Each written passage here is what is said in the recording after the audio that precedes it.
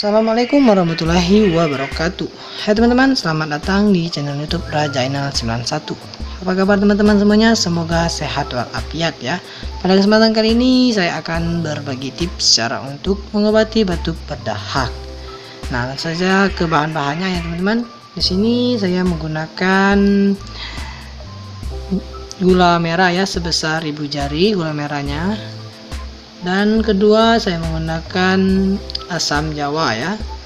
Asam jawanya ini kita juga gunakan satu asam jawa ya, sebesar 1000 jari. Terakhir air sebanyak 250 ml. Nah teman-teman, penyebab batuk berdahak ini karena infeksi oleh virus atau bakteri.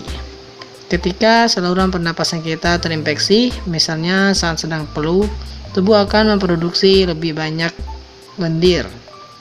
Fungsinya adalah untuk mengeluarkan organisme penyebab infeksi.